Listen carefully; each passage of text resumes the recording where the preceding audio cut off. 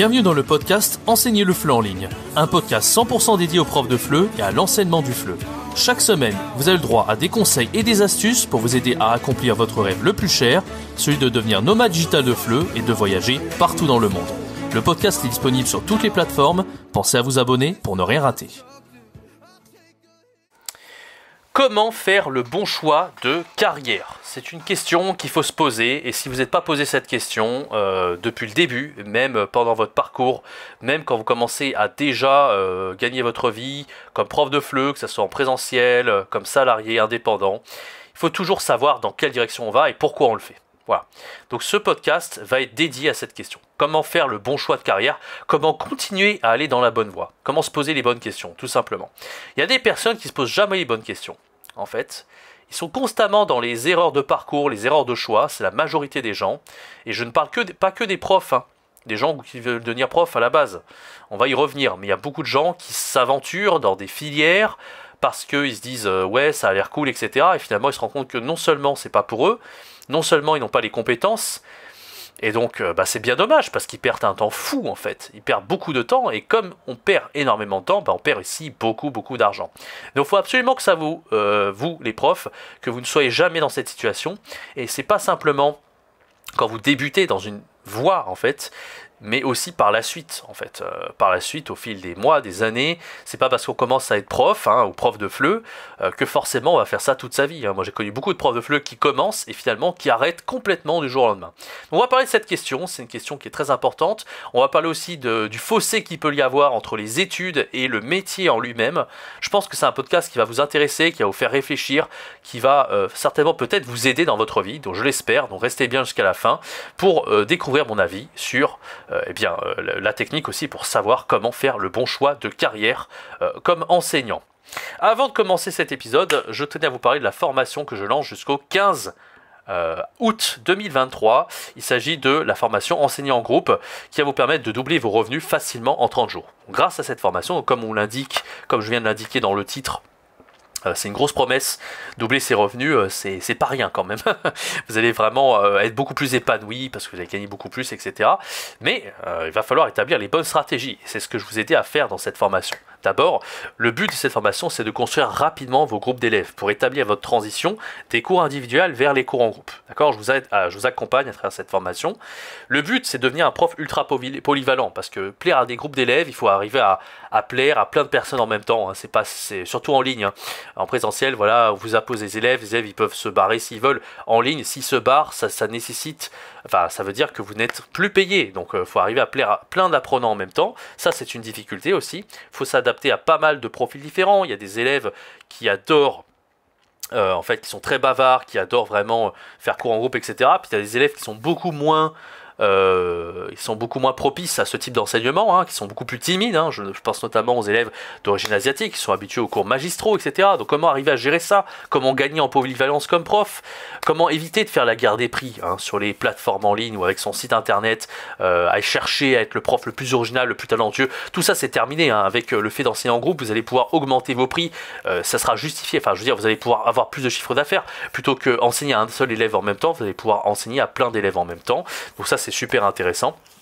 Et pas besoin de toujours faire la guerre des prix, pas besoin de chercher à être le plus original, à vous spécialiser, à être extraordinaire. Non, on va faire les cours les plus parfaits possibles. Tout ça c'est terminé grâce à cette formation. En tout cas, c'est vraiment une grosse promesse. Et tout ça, comme je vous l'ai dit, c'est valable jusqu'au 15 août à 23h59. Si vous êtes intéressé par cette formation, je ferme les portes jusqu'en 2024. Passez cette date, c'est le tout premier lien dans la description. Allez, parlons un petit peu du sujet de ce podcast. Déjà, si vous voulez toujours faire le bon choix de carrière, alors peu importe où vous en êtes dans votre carrière, on va parler, déjà je m'adresse à une première partie des gens qui me suivent sur la chaîne. Si vous me suivez depuis pas longtemps, si vous n'êtes pas encore prof de FLE, il y a quelque chose qu'il faut vous dire dès le départ, c'est que il y a un gros fossé entre les études qu'on fait pour arriver au métier et le métier en lui-même. Ça, c'est ultra important, et c'est toujours le cas quand on étudie quelque chose pour faire un métier intellectuel, entre guillemets. D'accord ? J'ai connu ça dans toutes les filières. J'ai même connu des gens qui étudiaient la médecine pendant longtemps. Vous imaginez combien ça fait d'années d'étudier la médecine? C'est au moins 10 ans d'études pour au final se rendre compte que médecin, c'était pas pour eux. Parce que finalement, quand on est un médecin, on fait du chiffre. on est voilà, on reçoit des clients toute la journée, hop, on les écoute, allez prenez ça, puis voilà, c'est pas ce qu'on étudie. Nous on étudie la théorie, comment le corps humain machin et tout, et puis finalement on étudie, voilà, c'est toujours un peu les mêmes problèmes qui reviennent. Enfin voilà, je vais pas vous faire un tableau, c'est pas du tout ce qu'on a étudié à la fac pendant 10 ans et tout ça pour devenir médecin. À la fin le métier c'est pas du tout en adéquation. Enfin, c'est en adéquation, c'est la suite logique, hein. On n'a pas fait de l'art plastique pour devenir médecin, c'est pas ce que je suis en train de dire, mais ce que je veux dire c'est qu'il y a un gros fossé entre les deux. Voilà. Alors que par contre, quand on fait un métier manuel, quand on fait un apprentissage dans la cuisine et quand on devient cuisinier, bah non, là on n'est pas choqué. Si l'apprentissage, on aime ça, on sait à quoi s'attendre plus tard. Alors après, peut-être ça sera plus intense, ça va évoluer tout ça, mais en tout cas, on n'est pas surpris de fou entre les deux, d'accord? Mais souvent, voilà, c'est pas le cas quand on étudie pour être prof, hein, quand on fait des études de FLE. Bah, on se retrouve après devant une classe, là vraiment on est dans le feu de l'action, on se dit waouh, c'est pas du tout à ce à quoi je m'attendais. Bah oui, parce que quand on est dans les études, on est assis sur une chaise, on nous parle de linguistique, on nous parle de langue, on nous parle de sens du langage, hein, on étudie des choses, on a des partiels, tout ça, puis à la fin, bah voilà, on a des notes, bon, ok. Mais quand on devient prof, bah, pas du tout, on est devant des élèves, on doit animer des classes, là on est vraiment dans l'action, et on n'a pas du tout conscience de ce que c'est qu'être réellement prof, en fait, quand on étudie ça. Et bien sûr, on a peut-être un stage de 1 mois en master 1 FLE, ok, mais au final ça ne permet pas de savoir si on va vraiment être fait pour ce métier ou pas, d'accord? Donc ça, il faut faire super attention à ça dès le départ, c'est de savoir si ça va vous plaire avant de vous lancer dans une voie. C'est hyper important de ça, en fait. Et donc moi j'ai une astuce pour vous, pour arriver à vous rendre compte en fait si c'est pour vous ou pas. C'est tout simplement d'expérimenter, ça vous coûte rien en fait. Moi, c'est ce que je donne comme conseil dans la formation gratuite, hein. N'hésitez pas à aller rejoindre la formation gratuite si vous ne l'avez pas encore faite. 3 jours pour devenir prof de FLE en partant de zéro.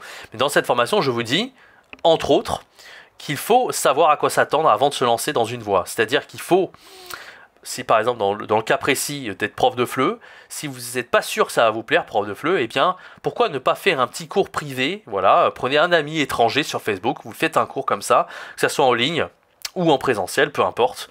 Et là, vous dites, ok, j'aime ça ou pas, d'accord? Alors ça, c'est vraiment l'exemple où il faut se bouger le cul et trouver un ami, lui faire un cours. Alors peut-être ça sera un cours rémunéré ou pas, hein. Peut-être que vous allez le faire gratuitement. L'idée, c'est vraiment de passer par cette étape obligatoire déjà, d'au moins de tester le métier. Savoir si ça vous plaît ou pas d'être prof, avant même de savoir si le FLE vous plaît ou pas. Ça, c'est une autre histoire. Moi, vous savez, avant de me lancer comme prof de FLE, comme pas mal de monde d'ailleurs qui atterrit dans le métier, j'ai eu cette chance inouïe de me retrouver en Allemagne, d'accord? J'étais en licence 3 anglais-allemand de LEA, langue étrangère appliquée. Et puis un jour, bah, y a quelqu'un qui me dit, ok, est-ce que tu veux être prof de français dans cette entreprise?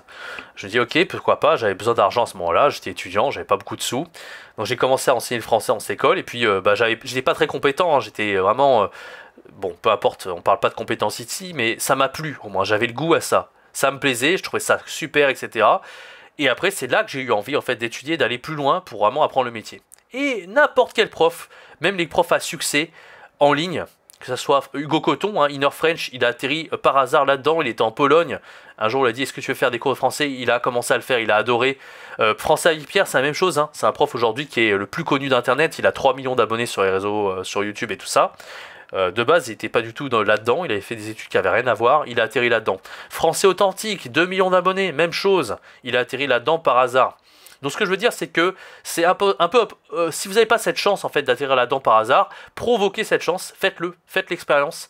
Allez à l'étranger quelque part, moi c'était en Allemagne, mais vous pouvez aller en Italie, en Espagne, vous aurez les mêmes opportunités d'étudier un peu au hasard sans diplôme, enfin de faire cette expérience d'enseigner le français, un petit peu par hasard sans diplôme, et à partir de là, vous serez sûr si c'est fait pour vous ou pas, tout simplement. Je vous donne l'autre exemple assez personnel, c'est que j'ai une amie il n'y a pas longtemps, donc qui avait étudié le FLE au début, elle avait fait le stage avec moi à l'Alliance française à Chengdu, enfin en Chine. Et finalement, elle n'a pas continué dans le FLE. Elle a vu que c'était trop précaire tout ça, puis s'est dit, elle a compris, elle a un peu compris un peu tard que finalement c'était quelqu'un d'assez littéraire, qui était assez fort en littérature, tout ça. Et donc elle s'est dit, bon bah moi je vais devenir prof de l'éducation nationale, je vais devenir prof de FLM, français langue maternelle. Donc qu'est-ce que je vais faire? Je vais faire le CAPES, je vais faire le concours, et je vais essayer de devenir prof de l'éducation nationale. Bon bah sans surprise, elle a eu le CAPES, parce que moi je savais qu'elle l'aurait, elle avait goût pour ça, elle était passionnée de littérature, elle avait tout le profil pour l'être. Super, ok, elle a fait les études. Est-ce que pour autant c'est une filière qui lui correspond? Enfin un métier qui lui correspond?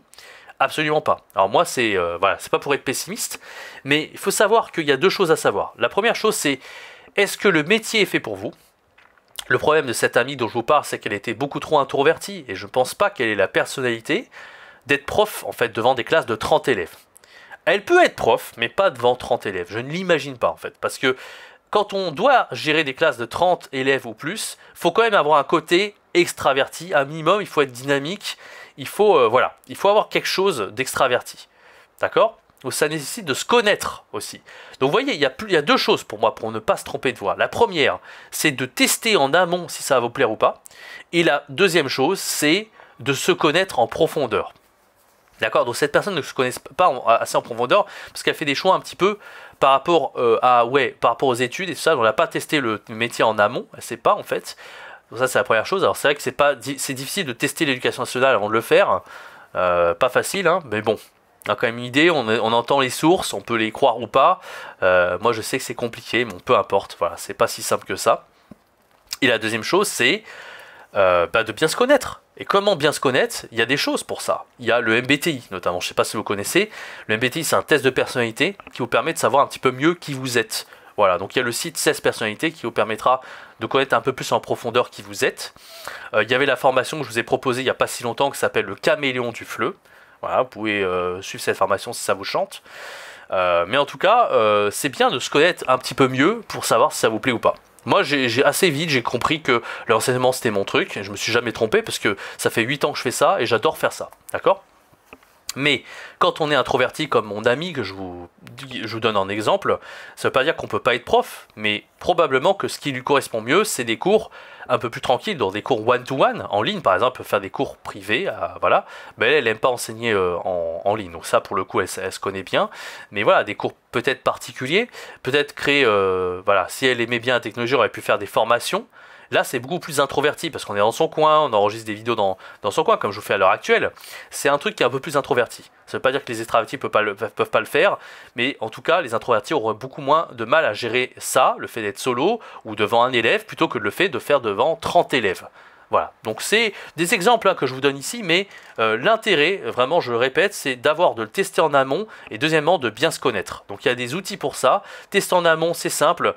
Faites l'expérience, allez à l'étranger, faites ça pendant un temps, faites ça avec un ami Facebook gratuitement, vraiment, voilà, débrouillez-vous à ce niveau-là pour tester en amont si ça vous plaît ou pas.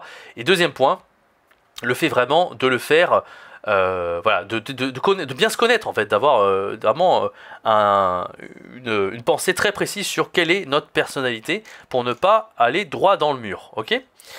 Voilà, je pense que j'ai pas mal parlé de choses. Ouais, je crois que j'ai fait à peu près le tour. Donc voilà, j'espère que ce podcast vous aura plu et vous aura évité de ne pas, vous permettra de faire en sorte de ne pas faire les mauvais choix de carrière à l'avenir. Donc bien sûr, ça c'est seulement quand vous débutez, mais par la suite, il faut aussi constamment bien se connaître et vraiment ne pas être aveugle devant ce qui nous correspond et ce qui ne nous correspond pas en fait. D'accord? Se dire vraiment, on est extraverti, on est plutôt fait pour ça. Introverti, on est plutôt fait pour ça. Tester les choses, se rendre compte, d'accord? Prendre des notes sur ce qu'on aime, ce qu'on n'aime pas, voilà. Donc là, ce que je vous dis, c'est assez général, mais vraiment, c'est primordial de se poser ces questions-là au quotidien pour ne pas faire d'erreurs. Voilà. Donc j'espère que ce podcast vous aura plu.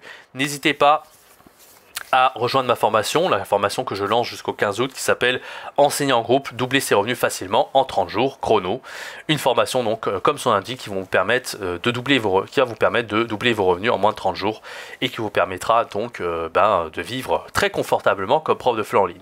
Sur ce, j'ai tout dit, je vous donne rendez-vous à très bientôt pour un prochain contenu, un prochain podcast sur la chaîne YouTube et sur les plateformes de podcast. N'hésitez pas à me laisser un bon like sur YouTube si vous écoutez ce podcast sur la plateforme YouTube ou 5 étoiles si vous écoutez ça sur Apple Podcast ou Spotify. C'était Jérémy, ciao bye bye.